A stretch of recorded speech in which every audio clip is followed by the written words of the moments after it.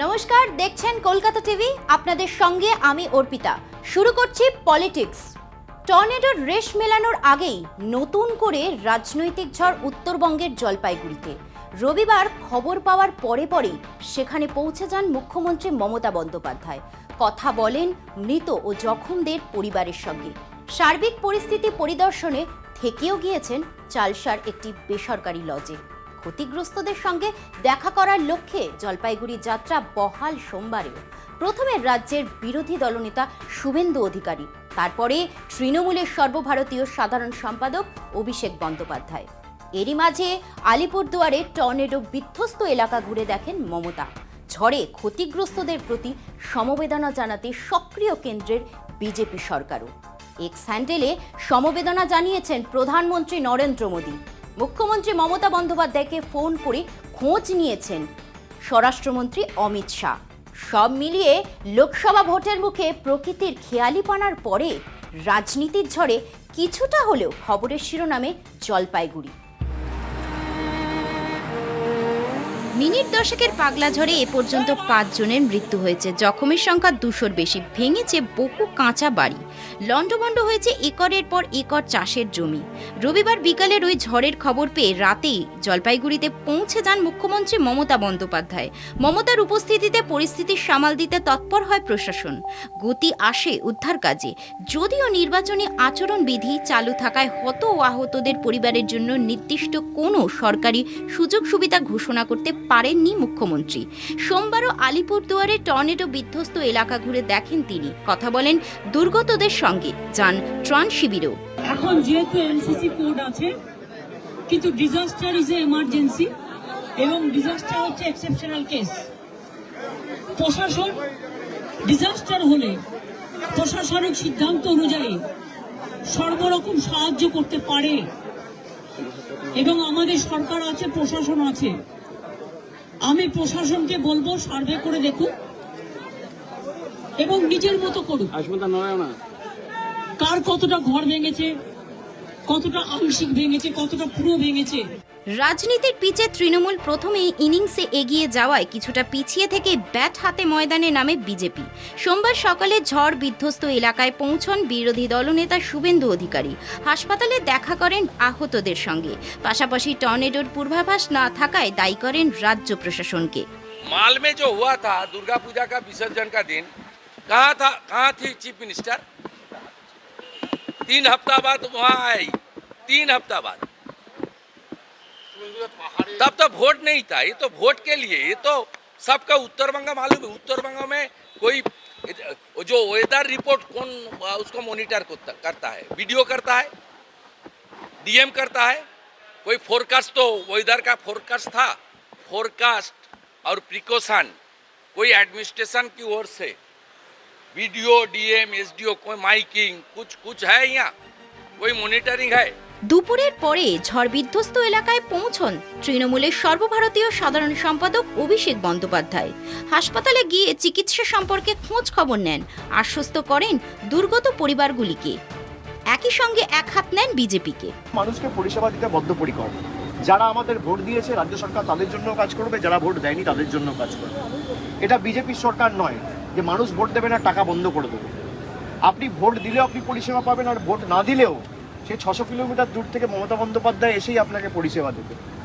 এই জন্যই আমরা আপনাদের বলছি যে যারা গ্যারেন্টি দিচ্ছে 2000 কিলোমিটার দূর থেকে খালি একটা টুইটের মাধ্যমে আপনাকে গ্যারেন্টি দিচ্ছে, একটা টুইট করে এদের কাজ শেষ।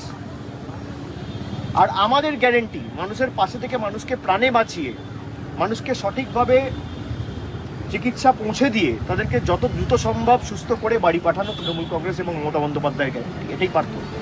লোকসভা ভোটের মুখে জলপাইগুড়ির টর্নেডোতে রং লেগেছে রাজনীতির। উত্তরবঙ্গের জেতা আসন ধরে রাখতে গোড়া থেকেই সক্রিয়তা দেখিয়েছে কেন্দ্রীয় বিজেপি নেতৃত্ব। নিজের এক্স হ্যান্ডেলে ঝড় বিধ্বস্ত ক্ষতিগ্রস্তদের প্রতি সমবেদনা জানিয়েছে প্রধানমন্ত্রী নরেন্দ্র মোদী।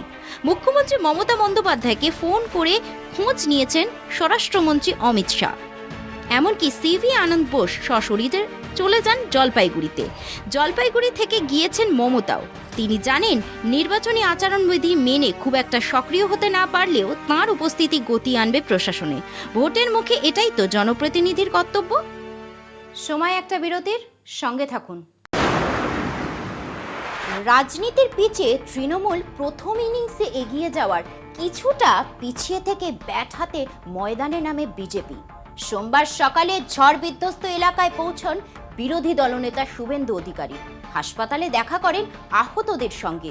পাশাপাশি টর্নেডোর পূর্বাভাস না থাকায় দায়ী করেন রাজ্য প্রশাসনকে। बच के रहना रे बाबा, बच के रहना रे, टीएमसी से बच के रहना। শুনলেন তো দিলীপ ঘোষের মুখে হাসি, ঠোঁটে কটাক্ষ, তখনও কেস খাননি। দিলীপের কথা ধার করে বলা যায় মেশো কেস দেয়নি, তাই বেমালুম গান ধরলেন বচকে রহনা। বর্ধমান দুর্গাপুর কেন্দ্রে বিপক্ষকে বহিরাগত বলে ধুনলেন। আজাদের কীর্তি ম্লান করতে স্বভাব ঢঙে দিলীপ তৃণমূল প্রার্থীকে ছোট লোক বললেন। আমাদের এখানকার প্রার্থী কোন 7 সমুদ্র তরুণ নদীর পার থেকে এসেছেন, তিনি বর্ধমান দুর্গাপুর সম্বন্ধে কিছু জানেন না, এখানকার লোক ওনার সম্বন্ধে কিছু জানে না। তিনি কিভাবে অ্যাটাক করছেন, আমাকে কিভাবে গালাগালি দিচ্ছেন, তো এটাই উনি বুঝে গেছেন যে টিএমসি করতে হলে ছোটো লোক হতে হবে, আর সেরকম ব্যবহার করছেন। আর কী পরিণাম হলো, পার্টির লোকেরা এমন তাড়া করলো মন্দিরে গিয়ে লুকোতে হলো। বেশি বাড় বেড়ো না, আমাদের এ তো পহলি ঝাঁকি হ্যাঁ। আকাশ ফেটে গলগল করে রোদ নামছে। দিলীপের গায়ে গেঞ্জি, গলায় গেরুয়া গামছা। ঘামছেন, এমনিতেও ঘাম ঝরান। ইকো পার্কে রোজ প্রাতঃভ্রমণ করা চাই। মেদিনীপুরের ছেলে অল টাইম চাঙ্গা।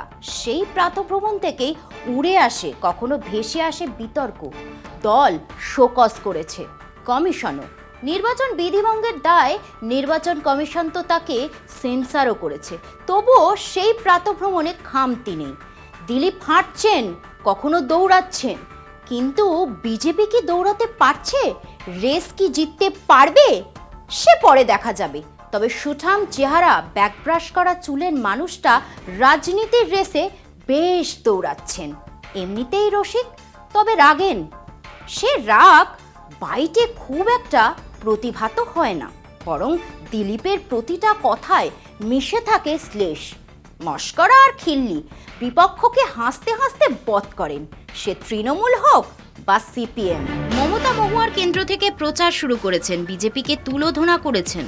এতটা আক্রমণাত্মক মমতাকে সাম্প্রতিক সময় খুব একটা দেখা যায়নি। মহুয়ার পাশে দাঁড়াতে গিয়ে এজেন্সিকে ফালা করেছেন। মহুয়াকে ইডি সিবিআইয়ের সমন, বাবা মার বাড়িতে তল্লাশি, অরবিন্দ কেজরিওয়ালকে জেলে ভরে রাখা, রাজ্যে ভোটের আগে এনআইএর অতি তৎপরতা, তৃণমূল নেতা কর্মীদের নোটিশ নিয়ে মমতা বিজেপি তথা মোদির ওপর খড়গহস্ত, তা নিয়েও দিলীপের হুল। মমতা মহুয়া দিলীপের কুকথার নিশানায়। তারই এখন কথায় কথায় মহিলা বলবেন, মহিলা হলে চুরি করবে, মিথ্যা কথা বলবে। লজ্জা করে না বাংলার একজন মহিলা সাংসদের? তার সাংসদ পদ চলে গেল, তার কোয়ার্টার চলে গেল, জোর করে ধাক্কা মেরে বার করে দিল ঘর থেকে। এবারে জেলে যেতে হবে না কেউ, সিবিআই শুরু হয়েছে। যত দুর্নীতি করেছেন, আর মমতা ব্যানার্জি এদেরকে বাঁচাতে পার্টিটাই বিক্রি করবে। ওই যে মুখ্যমন্ত্রী বলছে গোহারা হারিয়ে বাড়ি পাঠাবেন বিজেপিকে, মুখ্যমন্ত্রী বলছে। ও দেখা হয়ে গেছে, কালীঘাটে বন্দী হয়ে যাবেন, কেউ বেরোবে না, পিসিও বলবে না, দিদিও বলবে না। যেটা জানা যাচ্ছে যে আপনার বিরুদ্ধে যে একের পর এক অভিযোগ করছে, কালকে মহামন্ত্রীকে সার্টিফিকেট দিয়েছেন মুখ্যমন্ত্রী, একটু জোরে কথা বলে ওর বিরুদ্ধে এত ব্যবস্থা। উনি সার্টিফিকেট তাদের যেমন যারা চোর, জোচ্চোর, চরিত্রহীন, লুটেরা, তাদের সার্টিফিকেট। ভদ্রলোকের সঙ্গে কোনদিন মেশেননি উনি, আর ভদ্রলোকের সঙ্গে মিশতেও পারবে না, ভদ্র কথা বলতে পারবে না। আজকের কলুষ যেটা আছে দুর্নীতিতে কথাবার্তা, এগুলো মুখ্যমন্ত্রীর দান, কারণ উনি ওই সংস্কৃতি থেকে এসেছেন। দিলীপ এখানেই থামেননি। আসলে বিজেপির প্রাক্তন রাজ্য সভাপতি থামতে চান না।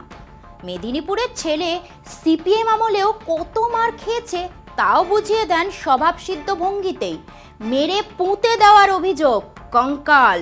দিলীপের স্মৃতির টান এই বয়সেও ঠিক তার মেধহীন চেহারার মতোই। প্রীতিবাবু ভালো মাস্টারমশাই লোক, ভদ্রলোক, কিন্তু তার পুরনো নেতাদের কথা মনে করুন, যখন ক্ষমতায় ছিলেন কী রব ছিল, কী ভাষা বলতেন। বর্ধমানের লোকেরা, আমি বাকি ওয়েস্ট বেঙ্গলের কথা ছেড়ে দিন, আমিও মেদিনীপুরের ছেলে, ওখানে সিপিএম অনেক মার খেয়েছি আমরা। কত লোককে পুঁতেছে, আপনাদের এখানে খুঁড়লে কয়লা বেরোয়, আমাদের খুঁড়লে হাড়গোড় বেরোয়, বন্দুক বেরোয়। কারা করেছে? সুপ্রীতিবাবুরা করে। আমার ভদ্রলোক হয়ে গেছেন, দাঁত পড়ে গেলে নিরামিষ চাষি হয় সবাই। তৃণমূল বারবার অভিযোগ করে দিলীপের মুক্ত নয় যেন নর্দমা, কুকথায় ওস্তাদ। দল তাঁকে মেদিনীপুর থেকে বর্ধমান দুর্গাপুরে এনে ফেলার পর সবাই ভেবেছিল দিলীপ কিছুটা দমে যাবেন। না, পাল্টা খেলছেন দিলীপ। বর্ধমান দুর্গাপুরের পিচে বাউন্স আছে। কীর্তি মারকুটে ব্যাটার, অফ স্পিনটা ভালোই করেন। দিলীপ মাঠে নামার আগে চালিয়ে খেলেছেন, তবে দিলীপ ব্যাট ধরার পর মাঠ জুড়ে চৌকা ছক্কার বন্যা। মুখে কথার ফুলঝুরি, তার মধ্যেই মহিলা মুখ্যমন্ত্রীর নামে যা তা বলে তৃণমূলের রোষানলে। দিদি গিয়ে গোয়াতে বলেন আমি গোয়ার মেয়ে, ত্রিপুরায় আমি ত্রিপুরার মেয়ে, মানে বাপ তো ঠিক করুন, যাত্রার মেয়ে হওয়া ঠিক না। কমিশনের নালিশ তৃণমূলের, বিজেপিও শোকজ করে দিলীপকে, তারপরেই কমিশনের শোকজ। জোড়া শোকজে একটু থমকালেন, ফের স্বমহিমায় দিলীপ। ভাই কি এমন হয়ে গেছে, সকালে উঠে মেসোর বাড়ি দৌড়েছো? তোমরা যখন রাস্তাঘাটে দাঁড়িয়ে প্রধানমন্ত্রী, রাষ্ট্রপতি, স্বরাষ্ট্রমন্ত্রী, আমাদের মাননীয় সভাপতি নাড্ডাজি কার নামে কি না বলেছো? আমরা তো মেসোমশাইয়ের কাছে যাই না যে মেসোমশাই কান মুলে দিন। ভোট চৌকাঠে নির্বাচনী আচরণবিধি জারি। এই সময় কমিশনকে মেসোমশাই বলে কটাক্ষ করবেন আর কমিশন চুপ করে বসে থাকবে, তা কি হয়? তুমি যতই কেউ কোটা হও, যতই হোমড়া চোমড়া হও, এখন কমিশনই সুপ্রিম। দিলীপের কথায় নির্বাচনী বিধিভঙ্গই হয়েছে, মেনে নিয়েছে কমিশন।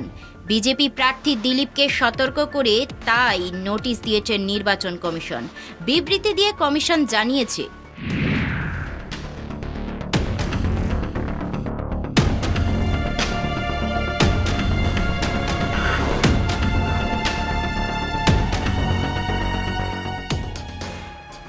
দিলীপের মেসোমশাইয়ের দাওয়াইয়ের পরেও দিলীপ আছেন দিলীপেই। উত্তরবঙ্গের টর্নেডোর তাণ্ডবেও মস্করা করার রসদ খুঁজে পাচ্ছেন দিলীপ। উত্তরবঙ্গে নাকি বিজেপির ঝড় শুরু হয়েছে, তাতেই সব লন্ডভন্ড।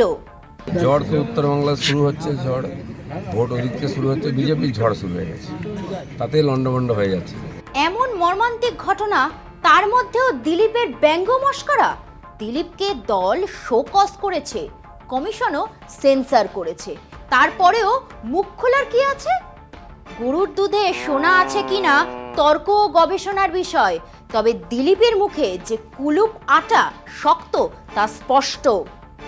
সময় একটা বিরতির, সঙ্গে থাকুন।